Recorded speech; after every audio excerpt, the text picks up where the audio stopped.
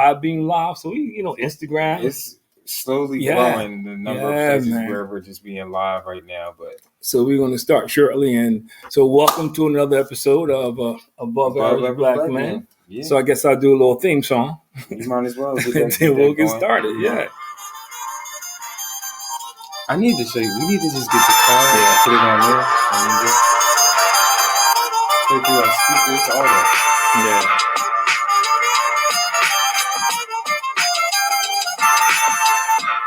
I feel like it's just us who need to do this. I just like playing around with it. Yo, so we live another episode of Above Average Black Men. Hey, we ready to roll tonight. Yours truly, Chris Pender Sr. and Chris Jr., where we're here to empower, inspire, and uplift the community. My brother is running a little bit behind right now, so I'm going to steal a little bit of Devin's thunder, which is like, follow, subscribe, comment, share, give us feedback, show love, all of those things. Like, we definitely need kind of those interactions to help this page continue to grow here. So thank you for those who are tuning in or who are going to recap and watch later. And we're ready to jump into things tonight. Yeah, we're ready to roll, man. And again, Devin's not here, be here shortly. So tonight we're going to talk about your history does matter.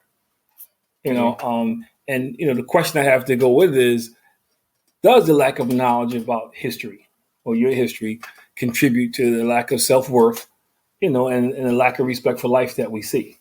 So history could be history about relationships. It could cover a gamut, a plethora of things. Yeah. But I think it's appropriate to talk about. So, yeah, I think it is certainly a topic that needs to be addressed because I think people tend to get misinformed when it comes to history nowadays. Yeah. It's funny with all the technology and things that we have available. I think people are even more or less likely to research information nowadays. Or they just kind of take things at a surface level of what's presented to them and not even kind of going the extra mile and reading in between the lines or reading deeper into history. I think something that you said that's kind of important is like, man, history is so relevant, whether it is kind of with our identity, like with, slavery and civil rights and all those things, but then even on another level, like just past experiences that we've had kind of growing up, whether that's in your community or just with your peers or friends or in previous relationships. So I'm glad we're kind of talking about this tonight, and trying to find kind of, I guess, where's the best place to start when we're talking about this topic of history. And like, I guess, how important do you think it is for people to have a brighter future? Like, do you think it's like that people need to have a better understanding of their past or the history to have a more purpose-driven future? Yeah, I do, because I think, well, first I got to show off the new shirt. Man. Oh, yeah. I got to put on the new shirt. Look at him standing up. Yeah, we got the new shirts, man. Above Average Black Men. We got it. Hey, I love it right here. No to mediocrity. On the back, purpose, power, and passion. Hey, you can get yours. Hit us up. We can get you one, man. Now we can get back to what we're talking about. No, I think we don't understand the importance of history, and I think this is on purpose. Because Napoleon Hill said, if people don't know their history, are doomed to repeat it. So what you see is people who don't know what history is, they start doing the same stuff, and it becomes generational. And we say things like, well, that's the way my father always did it. That's the way my mother always did it. Well, my family, this is what we did. Where I come from, this is what we did. And I think it plays a major role when I sit down and talk to couples in counseling. They don't know what each other's history is, and then they wonder why they're having all these problems in a relationship.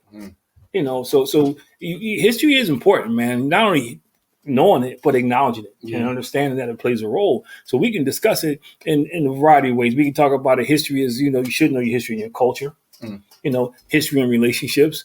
I think in the top 5 reasons why relationships fail, because you got two people, trying to be in this relationship.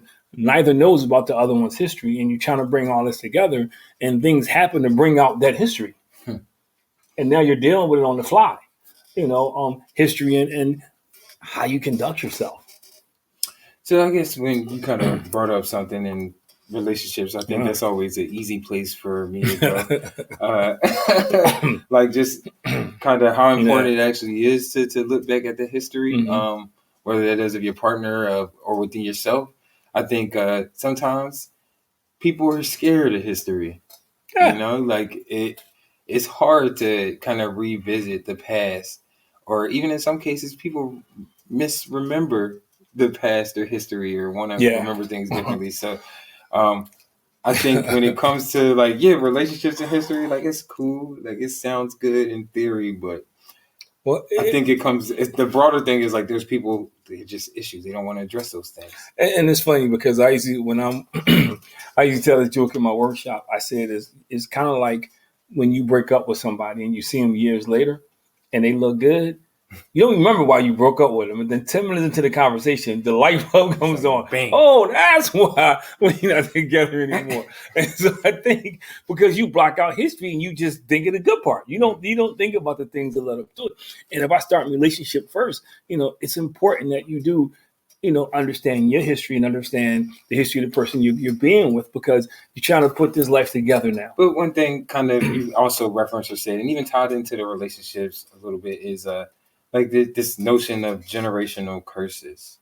Yeah. I think you made a reference to this. I hate that. Which is where people kind of know of things that happen or takes place in their family history, but instead of taking action to change it, a lot of the times it's just this acceptance of that's just the way it is. Because we accept it. And for instance, if I was sitting down with a couple and we're having, I do want to say hi. Yeah, say hi. You walk right in and say hi. You walk in. You make sure his hair is right. Just curious, what are some examples of generational curses? Can you give us some ideas of what they may look like? There might be people out there that don't know. That's a good. Yeah, okay, I get generational curses. One of the things that a couples, when I deal with couples, one of the issues that they have is if somebody's been molested or mistreated sexually, the other party doesn't know. So now you get married and you're wondering why he or she is not intimate. You're trying to be intimate and they have this block up because of something that happened to them in scar. And they're just not going to say it. They're not going to talk about it. Nobody talks about it. And then when you uncover it, a lot of times, somebody did it to somebody and somebody did it to somebody else. This is generational curse. And nobody talks about it. So it just continues. Hurt people hurt people. Right. That's just the bottom line. I mean, even I was going to take it to even with single parenting. Yeah. You hear that sometimes where it's like, oh, well, my mom was a single mother. And you hear some of the times, well, oh, you're doing the same thing. Like, and then nobody's breaking that cycle of like, yo, we need to have a family or take this a different route. Or my mom told me all men are no good. My father was no good. His father was no. I mean, everybody, Uncle Benny named. So they just go into a relationship thinking, well, it's doomed. Inevitable is not going to make it. Yeah. Or I cast all the misgivings I have on you. Mm-hmm. Because every man in my family cheated. It's funny because out in the group, I was talking to somebody yesterday. I'm sorry, it's one of my sites. They're not looking, so I can say, and we're having the conversation. So she said, she asked me about the wedding ring. I said, yeah. I said, this represents 3 generations.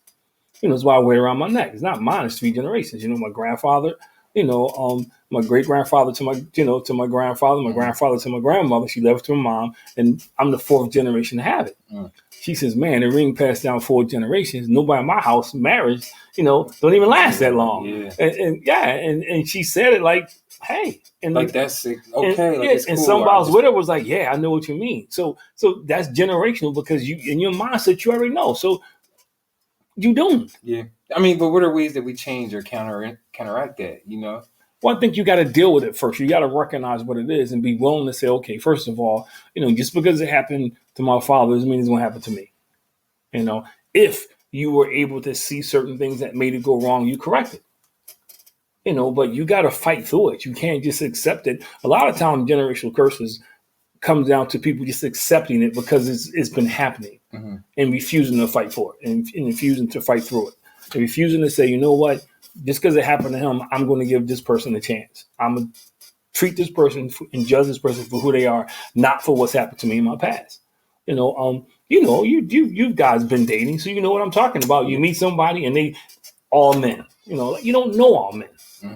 Or my last 5 boyfriends. Okay, well, maybe you just picked 5 losers. Yeah. So I think those things become generational curses because we pass on. Poverty is another one. Ain't nobody gonna be rich, man. Everybody in my family poor, so that's my lot in life. Nah, or even like prison, like say like there's that generation of people who, well, my dad went to prison, and his dad went to, and they almost kind of see no way out, and kind of just he turned a lie. He didn't turn a lie. He's sitting somewhere behind bar. He's serving 5 to 10. But it comes back to perspective, and I think a lot of times because we don't deal with our history.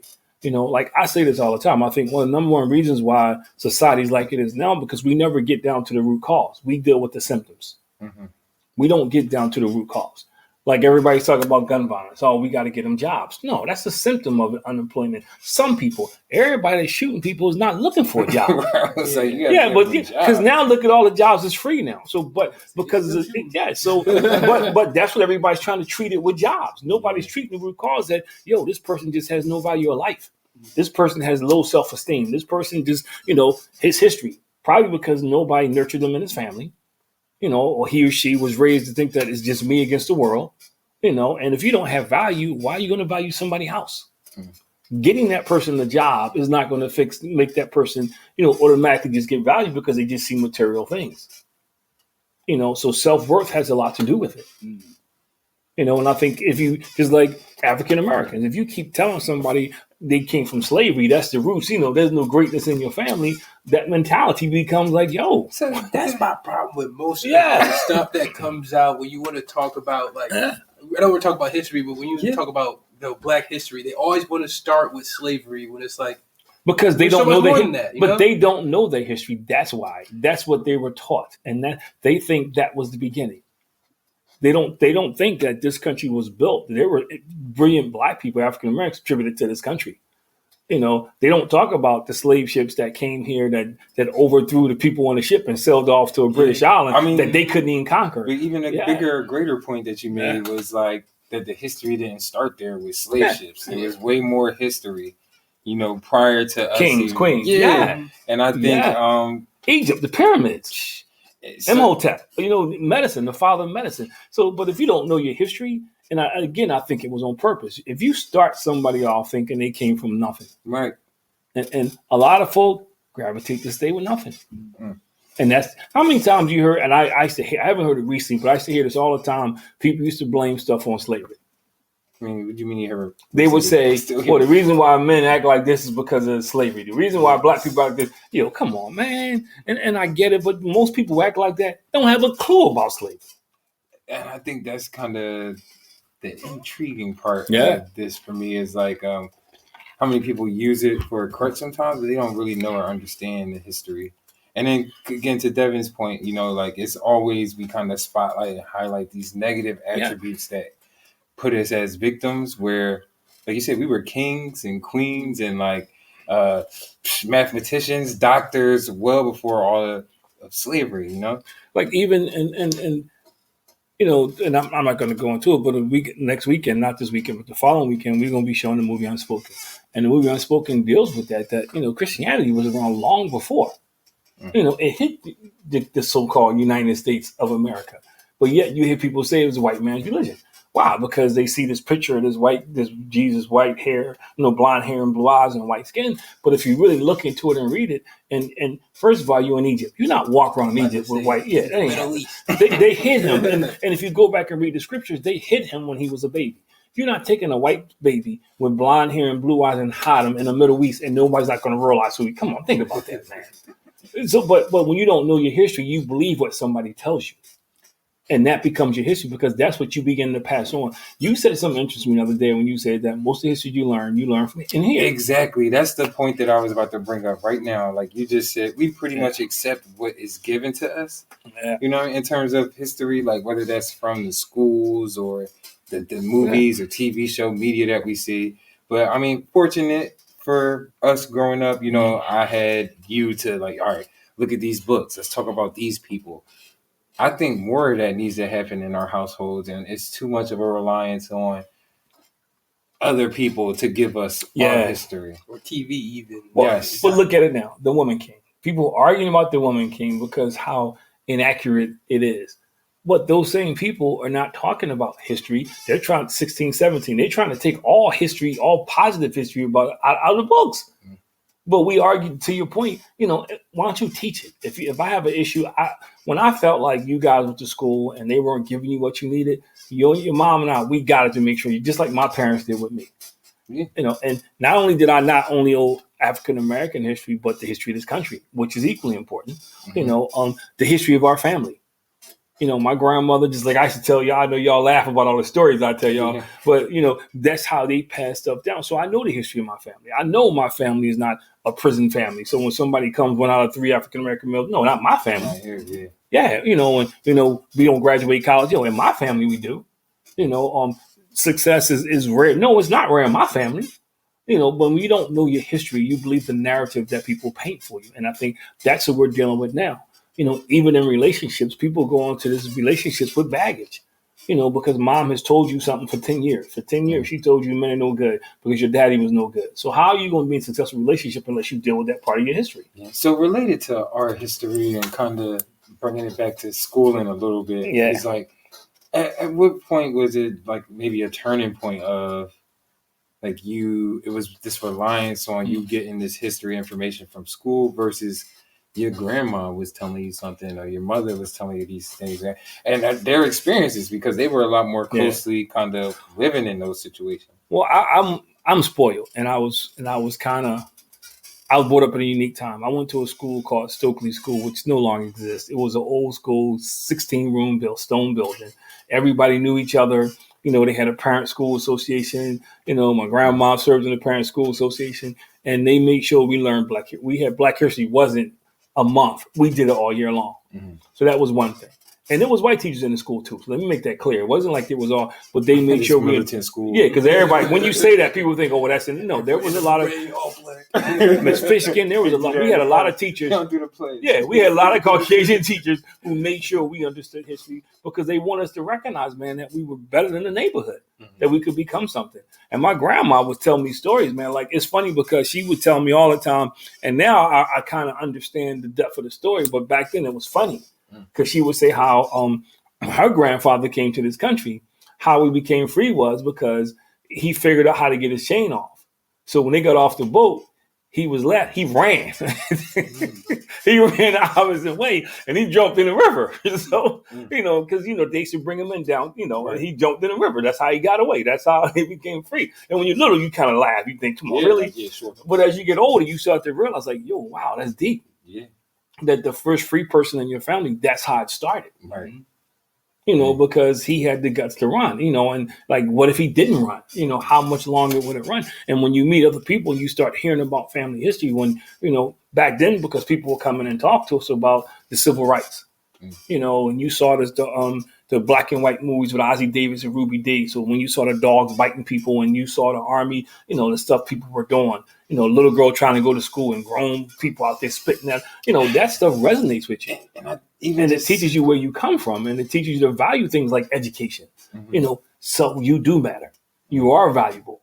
Don't let people determine your worth. You learn that stuff. But so when you don't learn it, you get what we get now. Right. Yeah. And I was just kind of thinking about like the imagery that you had at that time and like how that kind of was like etched in your brain. And like a little bit, it's different now, man, because people are definitely desensitized. Like you see it every other day or every week, like some of those images of just kind of, it's a police officer shooting another unarmed black man. Well, I think part of it, and I don't want to be a stick because people could say I'm a stick when I say this, but stickler in the mud, because once you made that become a part of comedy, that's how some people got introduced to it, through comedy. What do you mean? When you started doing levity and comedy about the civil rights and dogs and different things and racism and stuff, and I'm not knocking it, but I'm saying when you start doing that and you don't have the realism, that's people's introduction to it, is the comedy side. So they don't understand the real side of it. They don't get the impact that was real. That real people got bit by dogs. That real people sat at these counters and people spit on them. Is like divorce is so prevalent now because you see it on TV. People get divorced all the time on TV. So now it's a norm. I'm not saying it's right, but back in the day, folks stayed married. You heard stories how, soon the kids got grown. But I mean, And you say this all the time. I think the media and social media, and when you start using certain things in comedy and people don't get the realism, that becomes their history. So they don't understand the impact. They don't understand that we couldn't ride in the front of the bus. We had to ride in the back of the bus. You talk to young people, oh man, when I was in slavery, I would do this. No, you wouldn't. Because all they see is what they see on TV. So Devin, I'm interested to kind of hear your perspective or like experience with, I guess, learning our history in school. Like, is that something you feel like you recall? Was it like just in February type thing? Shortest month of the year. About to say, honestly, it was a just in February kind of thing. Like, and it was the same old. You hear about slavery, you hear about Dr. George Washington Carver and all that. Martin Luther King. But I will say, like, where Sheltonham did a great job, mainly when I was a little younger, is they like showed us different people, like the guy who invented the watch. Or who invented the clock, like that stuff I didn't even know about when I was younger. But when I got to Sheltonham, I figured out like who it was and everything like that. So I feel like it did a good job. But like you said, most of it is just doing the research on my own, being curious, just gaining that information. So like when the time comes, I can relate it to somebody. Yeah. But it's important because if you stuck in your history. It's funny because I said this to a kid today in a leadership class. I said, the problem is, when you keep looking back and you hold on to things that happened in the past, those same things hold you back because you're stuck. Because I'm so busy stuck in this space, where all this crazy stuff has happened and, that I can't even begin to change my mindset to do anything different. I expect to fail. I expect to not be successful. I expect for my kids to turn out like I turned out. I expect for this to be generation after generation of poverty. Nobody goes to college or nobody owns a business because we just don't do that in my family. And I hear that all the time. Not just with young people. I hear that all the time with nobody in my family. So why don't you be the first one? Why don't you raise the bar for yourself? That's the part that they're not hearing. And part of it is because, and that's why I'm huge on having people who look like us do things so people can see success in so many different ways. Yeah. I told a kid today, I said, think about it.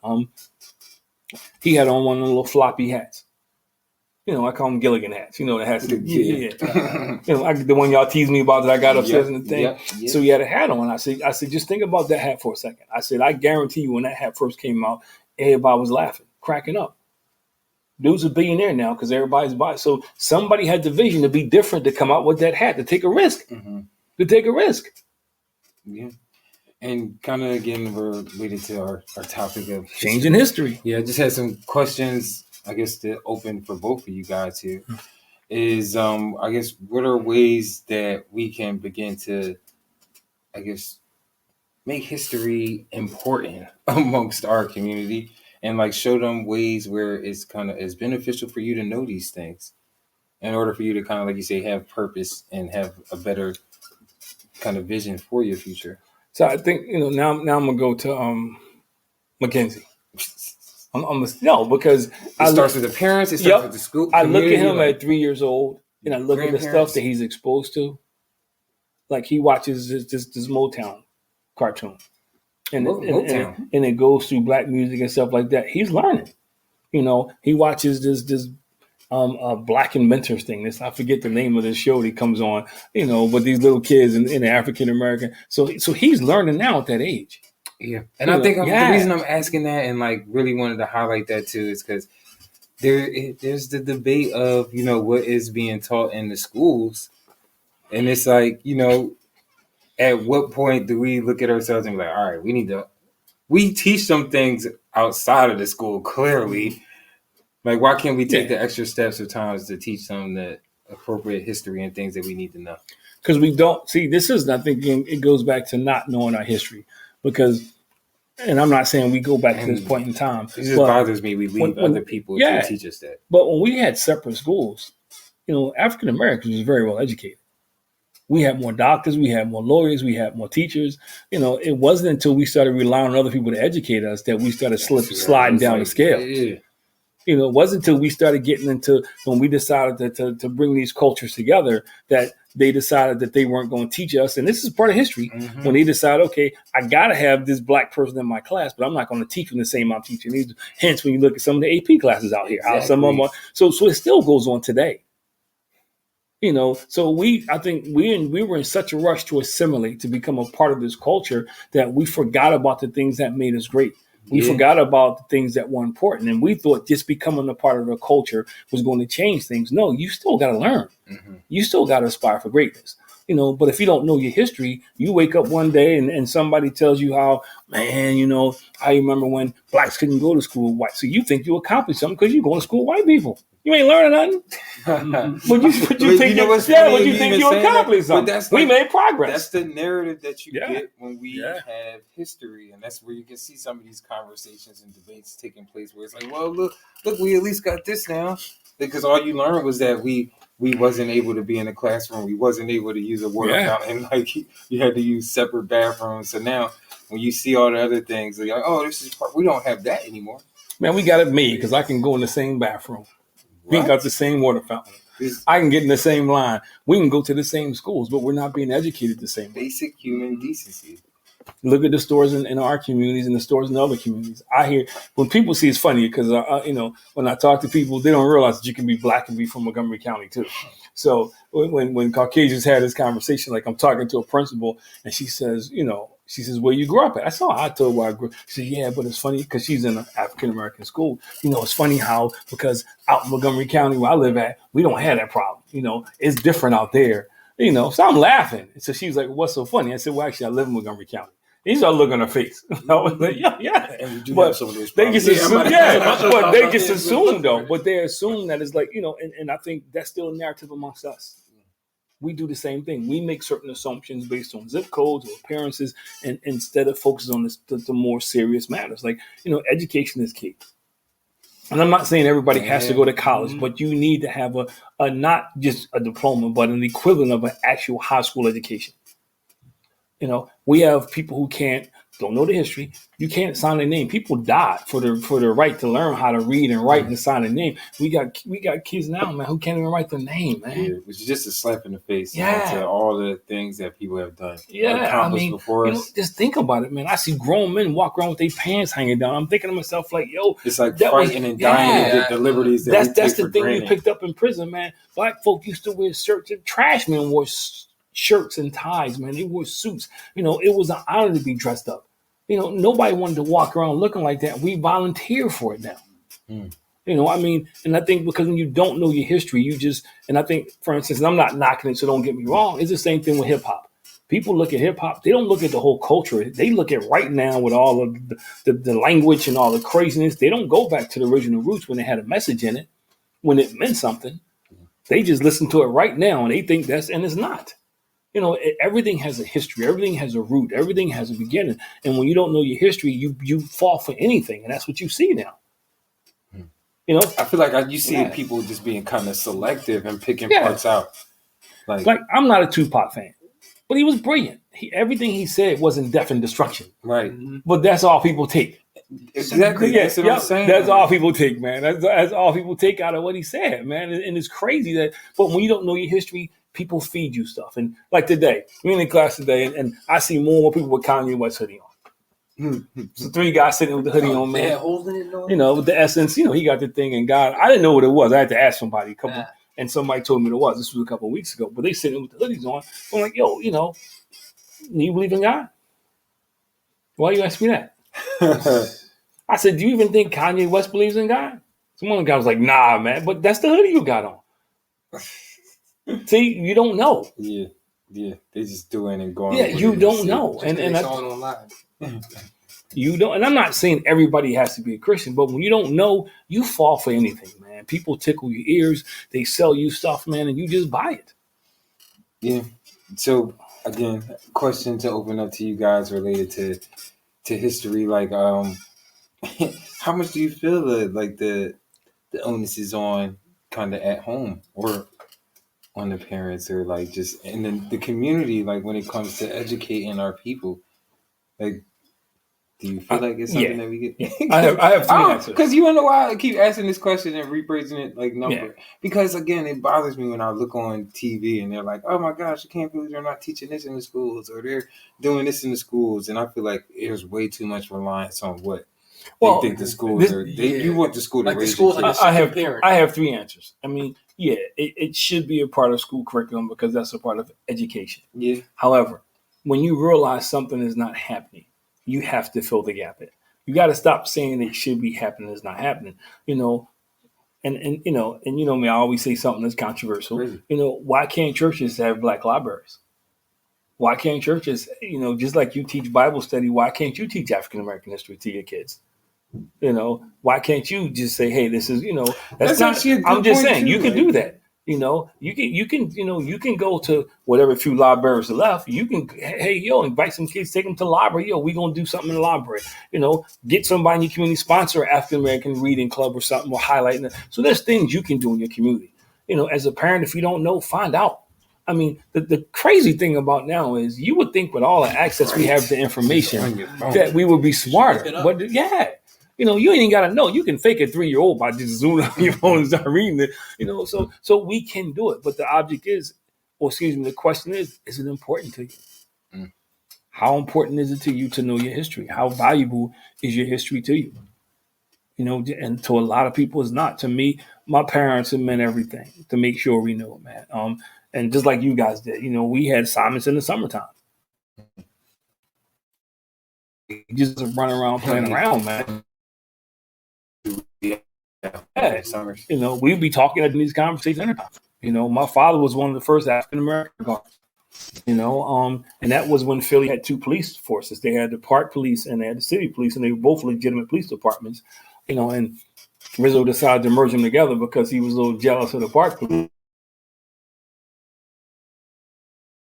Because Cornerstone, when they had they opened up daycare when they first started this thing called daycare. Little history, for you. I was the first one to enroll.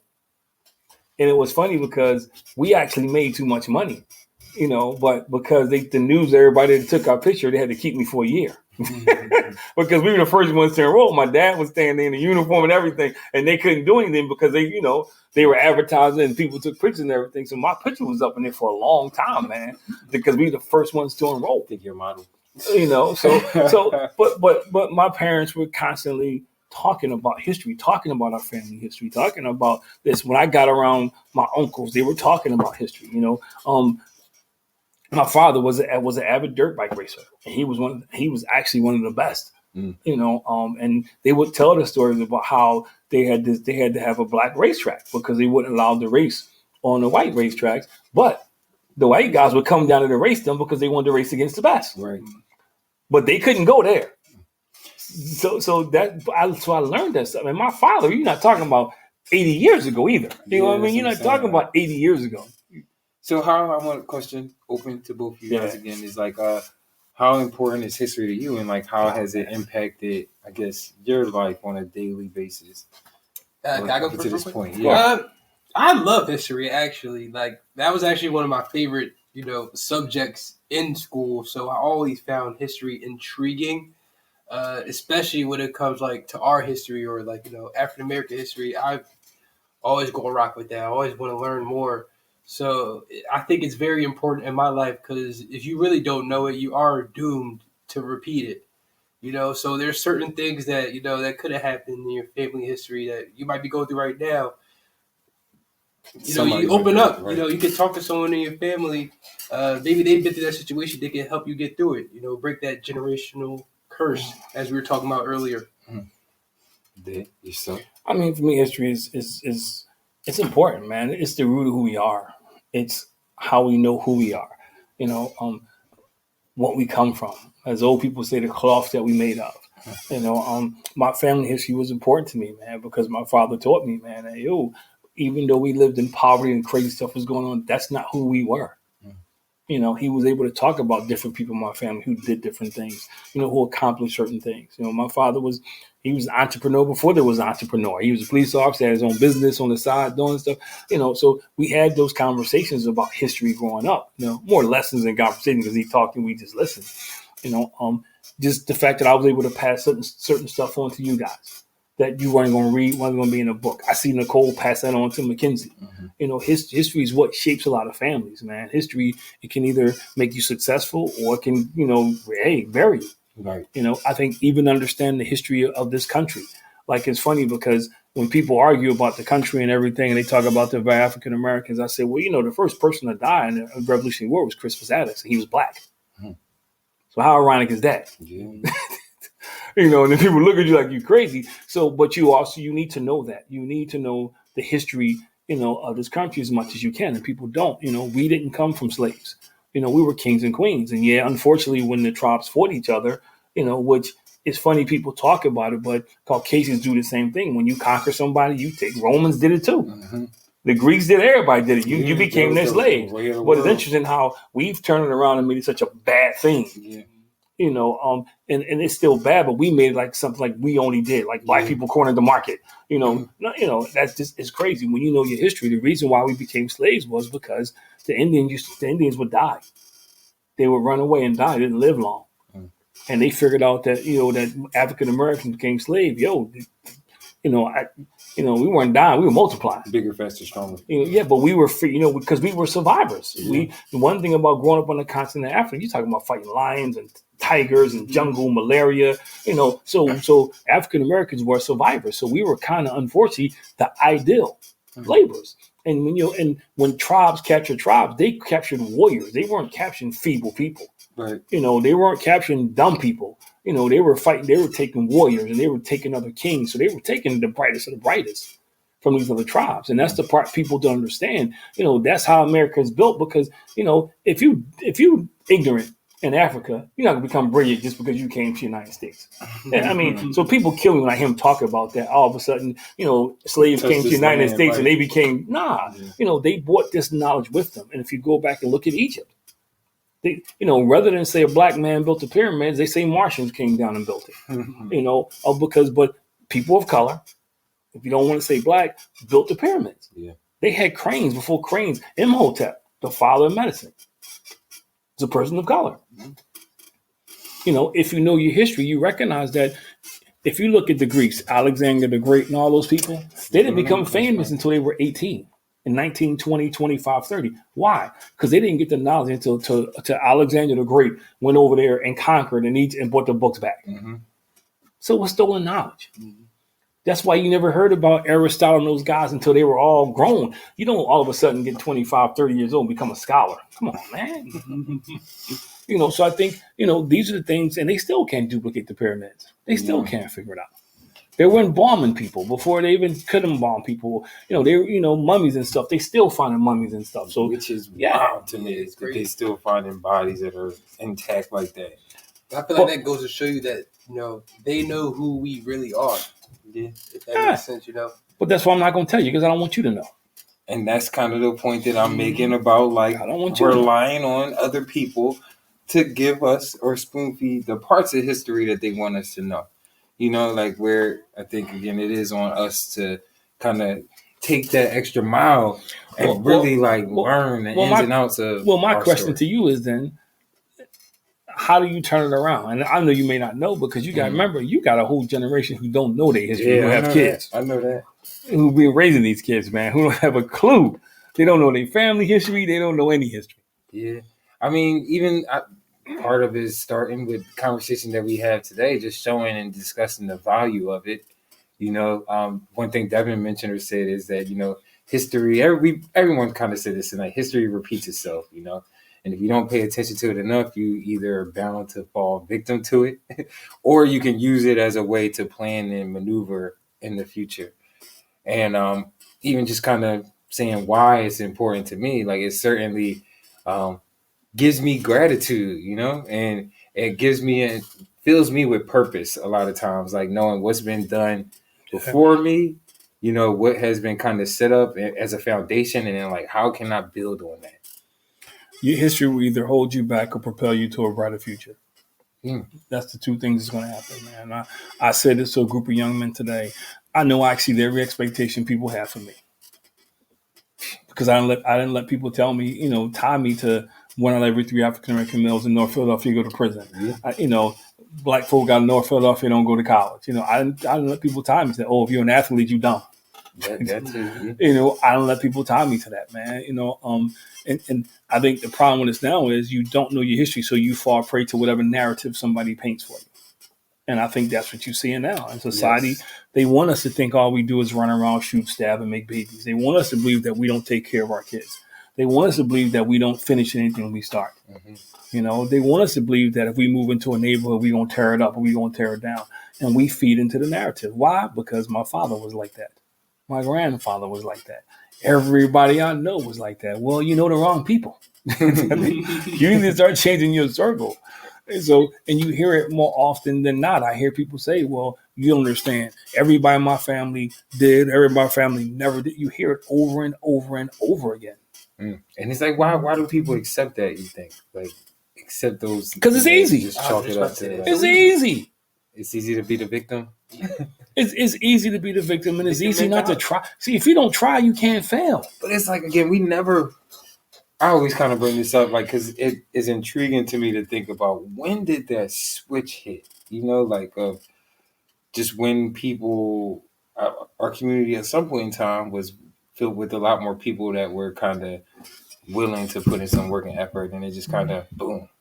Well, I don't think it's a question of the switch hitting. I think, like anything, just over a period of time, it gains momentum. It gains momentum. And if you let's go back to slavery, since we're talking about history, and they pitted the house Negro against the field Negro, the light skin against the dark skin. Yeah. It kind of started there, because now we so busy fighting each other. Neither one of us have anything, but we fighting over scraps. And that's still the same mentality we have now. We couldn't see value in each other as a people. So how are we going to see value as a whole? Then you move a little further, because I let a few y'all in this neighborhood, so you start talking about those folk in that neighborhood, because they come from there. They come from those people. Well, you one of those people.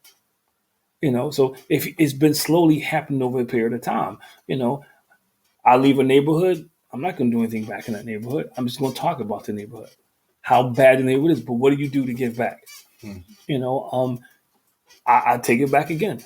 How many people actually mentor or disciple or spend time with or go into a school, read a book to a kindergarten? But we talk about how bad the education system is, but you don't volunteer 10 minutes to go and read a book and let them see a black man or black woman reading a book. Let them see a black doctor, a black lawyer, a black professional. There, right? Yeah, but you complain. So it's been happening over a period of time. What you see now as a result of decades and decades and decades is just coming to the head of the needle, so to speak. Yeah. And what you see is less and less, fewer and fewer people care, because I got mine. And I just kind of, I'm thinking historically speaking, I'm thinking of like Black Panthers and just how community involved they were, and like how much of a tight knit group they were. Any Black Wall Street, because you know your history. But I've gotten to so many discussions, because when Beyonce had the Bush and the Black Panther thing, she did it during the Super Bowl, and people went on a narrative. They saw the Black Panthers was this radical movement. Yeah, they didn't see the whole thing, how they started after school program. Yeah. They were feeding people, and they went a little too far over, but they became violent because they started to fight back. Yeah. That's what they said in Black Messiah. Yeah, they was like, yo, finally, and the guy who, one of the key figures in the Black Panther, was part of NAACP. He was part of the whole Martin Luther King peace thing. He got tired of getting beat up. He got tired of being smacked around. He was like, yo, we got to fight back. Right. But it wasn't like they were walking around trying to kill. No, they started these programs, and they were doing a lot of good stuff. But people don't know history, only know the other side of it. Mm-hmm. They know the militant side. Yeah. They're not telling you about all the good stuff they did in the community. But hey, they'll tell you what some good KKK people did, what some good old Caucasian people did. They will share that with you in a heartbeat. Well, you hear it all the time. Somebody could this heinous crime, and they'll find something good he did, but he did this. Right. He did this in kindergarten. Yeah. He just shot up 50 people. Well, when he was in 30. School, he was a Girl Scout. So the black woman across the street. Yeah. so I think it's been happening over a period of time. The question is, how do we stop it? The question is, how do we give people a conscience to care about where they come from? Like I say this all the time. This right here shouldn't be an anomaly because you got a father and his two sons. And everybody comes on the show says the same thing. It shouldn't be like that. Yeah. I mean, but it certainly it starts with us, and hopefully it can become like a snowball effect. And then something that you referenced or said too is like people that look like us coming back to those places, you know. But we don't support us. Yeah, so we don't. That's another reason why things we'll don't cry change. about it, but we don't physically do anything. There'll be an Asian business on this corner, black business on this corner. We all go to the Asian store. And then we say, well, the black guy's price is too high. But you robbing him. You stealing him. He got to hire a security guard because you robbing him blind. What about the prices? You robbing him blind because he got to go, because he got to hire a security guard. Yeah. Or you go shop in the store where they don't like you. So I think, our pride is. You got to do better at supporting each other. That's all it is. We do. I'm not saying it because of this show, but everybody says, yeah, but they don't support this show. A lot of people don't support this show. They talk about what a great idea it is, but they don't support it. Woman King. Somebody, yeah, man, the Woman King. Yeah, but I bet you saw every Friday the 13th movie that came out. Yeah. You saw every Tyler Perry movie that came out with Medea. And I'm not knocking it, but yet you won't go see this movie because all of a sudden somebody told you this movie wasn't speak. Come on, think about that. I think that's what's historically missing from us, though. Yeah, it's like that. It's crazy. That sense of community and supporting each other and when you see somebody doing wrong type thing, but there's plenty of people that are doing great things out here, which is why we came up with this show in a way. But like, we just need more of us supporting each other, and I think that is how we elevate our community, whether that's our businesses, whether that's the schools or community programs. And the other side of history is like the movement of Martin Luther King. Mm-hmm. What people don't realize, that movement really began to gain traction when Caucasians got involved. When they saw on TV, the bridge, the Selma, when they saw strategic, and Catholics got involved, Jewish people got involved, all these different Caucasian people got involved. That helped propel the movement to another level because now it became almost a social conscience. Not everybody, but people had an awakening when they saw that. So history works both ways. And that's, but when you don't know your history, somebody can come along and tell you, well, all white people are this, all white people are that, and you buy it. Mm-hmm. So that's why it's important, man, that you know your history, because there's plenty of things in history or examples in history where we had to work together. Yeah, that's 100% true. And I think, but that's when you don't know your history. Like the Quakers helped a lot of slaves. They did. They helped a lot of slaves, man. Amish people, Quakers, they helped a lot of slaves to freedom. People don't talk about that. Dude. It's actually funny. They don't fit the narrative. Wouldn't have guessed that either, But the Underground Railroad, they hid, not all, but they did. They hid slaves and different things, man. And, they did stuff like that. Enough of them, But it lets you know, like, there's allies out there. But you wouldn't know that unless you really study and look into history. And that goes to what I was saying earlier about people kind of being selective or just finding enough to fit their narrative. Or what they want to have their perception be or fit, Well, but but even with the stuff we support, you take a black guy and you put him in a pimp, you make him something crazy. It's a hot movie. You make him a scholar. Folk ain't right. Yeah, folk ain't. Yeah, come on, man. We talked about this last week when Bishop Coleman was on here. It's like when I talk about fatherhood, people talk about the Cosby like that ain't true. I mean, more and more people now are starting to accept it. Yeah. But years ago, come on, man, that was a fantasy. That wasn't real. Nobody got no black dad for a doctor, but let alone they together. They live in a house. They professionals. Yeah. That's not real. Kind of in line with our topic of history, and I think maybe we should know your history, man. We should start maybe kind of to contribute to that, have a history fact or something that we put out at the end of the week or at the end of the episode. But even in relationships, I can't say this enough. It's important that you understand, man, that the history of people, it doesn't matter when you get into a relationship, man. If you get somebody that's wounded and hurt, that's been through a lot, man, and just because they get into a relationship, they're not going to be healed. And now you got to deal with it. That's a tricky one, man. I think, man, we probably should cut our conversation a little bit earlier to get into this one too, about the history of relationships. But you need to know that. Yeah. That's a tricky line too, because it's like one of those things where some people, their past is the past, and like you would hope that they maybe have learned for some of those things, right? Yeah, but for instance, if I was dating and I met this girl, I would want to know she's a pyromaniac. I mean, but what if you only burnt one house? I would want to know if her past 6 boyfriends died mysteriously. I would want to know that. She burnt 2 out of 6. That's okay. I don't want it to be 3 out of 7. I just think I hear you. I'm not saying that you got to get every sort of detail, but I think it's important. If, for instance, people grow, people change. Yeah, people grow, but there's still tendencies that you have to be careful of. I'm just saying, you know. And you do, but you like. I look at your mom and I. This is the perfect example. I like to think I changed the group. Your mom and I, we're a perfect example because my family holidays was always huge. It was a big deal for us. You know, we had the tree we got a lot of gifts. That was huge for us. We made sure. I remember when I was in college, one of my brothers was in the Air Force. Jay was in the Air Force, and Mike was in the Marines. They were in the reserves, but they were away. And I remember we all made it home at Christmas time. We all made, and I was playing in the tournament. We all made it home at Christmas time. You know, it's always been a big deal to us. You know, holiday time it's always been about family and it's been huge. Well, when I got married, it wasn't like that with your mom. It just wasn't the same. Smaller events. You know, and it wasn't really, they weren't doing a lot of, you know, it just wasn't. You know, I mean. I like it like that. So you know, I had to adjust to that. You know, and it wasn't just because I didn't know that going in. Even the way you raise kids, that stuff is important, man. The history, man. You know, if you the kind of person the history with that, if y'all never had kids before. But you know how. Let me tell you something. You can look at somebody's mom, and this is the truth. You can look at somebody's mom and get a good idea what you're getting.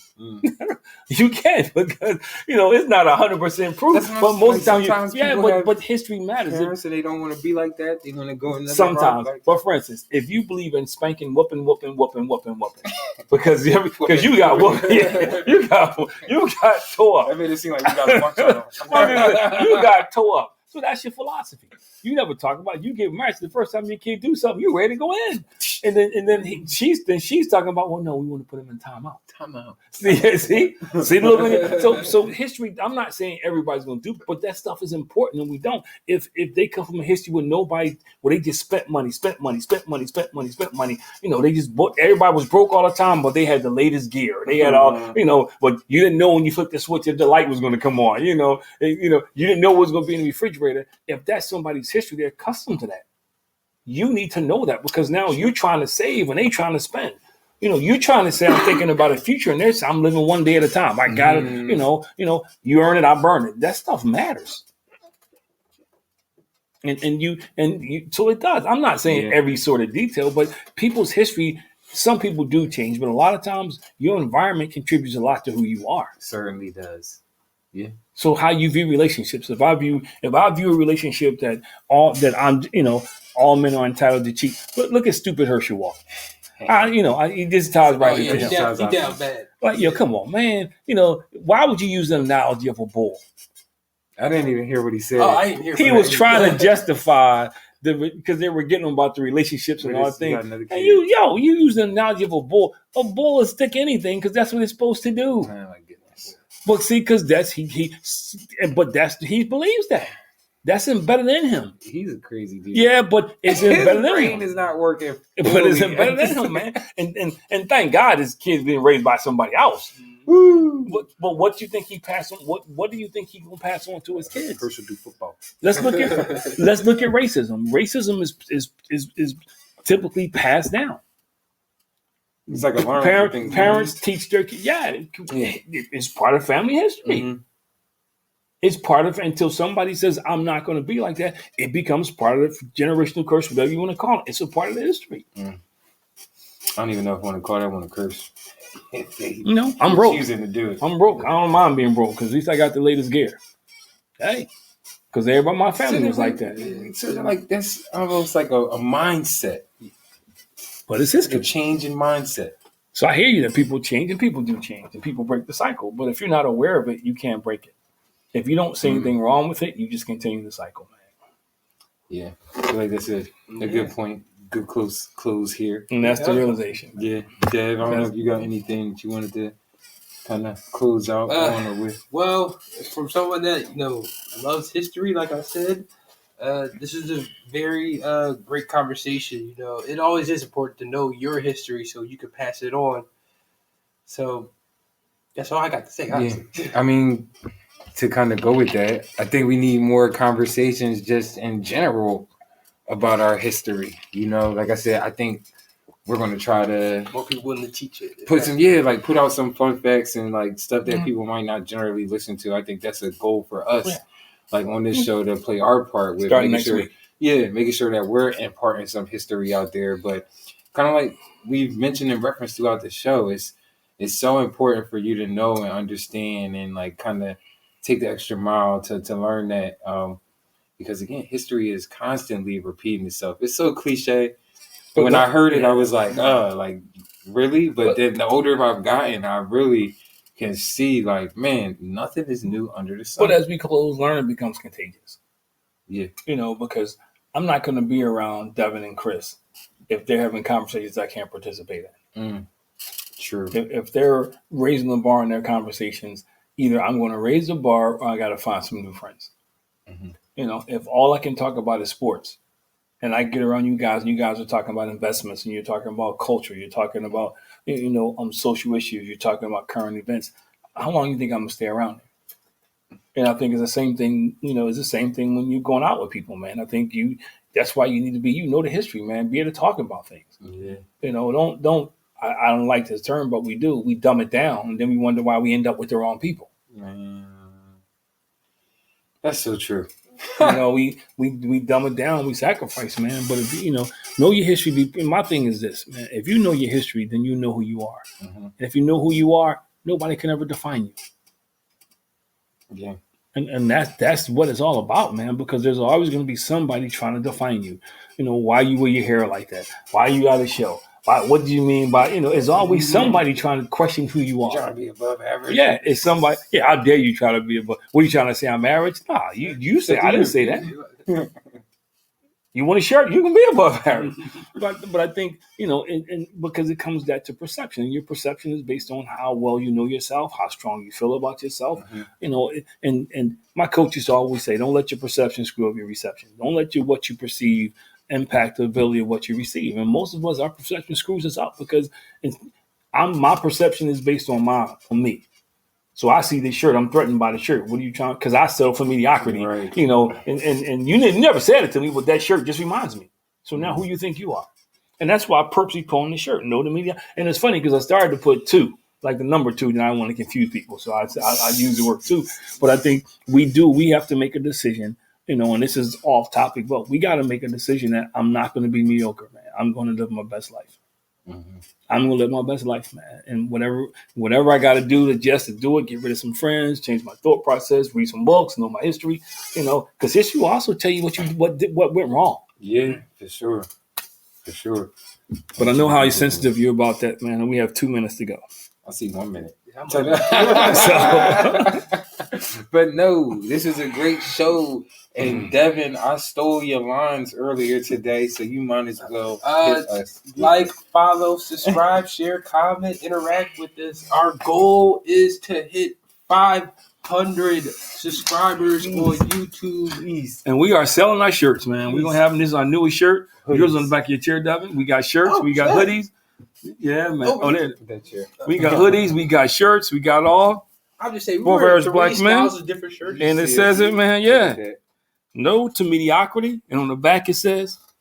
You don't got to do that. I could just turn it around. You can just turn it around. I want to show off your muscles, man. I've been working out, man. Purpose. 15 minutes. Power. Yeah, man. So, hey, thank you for checking us out. Devin, tell them again, man, what to do. Like, follow, subscribe, share. Above Average Black Men. We're on Instagram, YouTube, Facebook. Above Average Black Men, A2BM. Yes, empower, uplift, inspire the community, y'all. Join the movement. Yeah. I like that. That was smooth.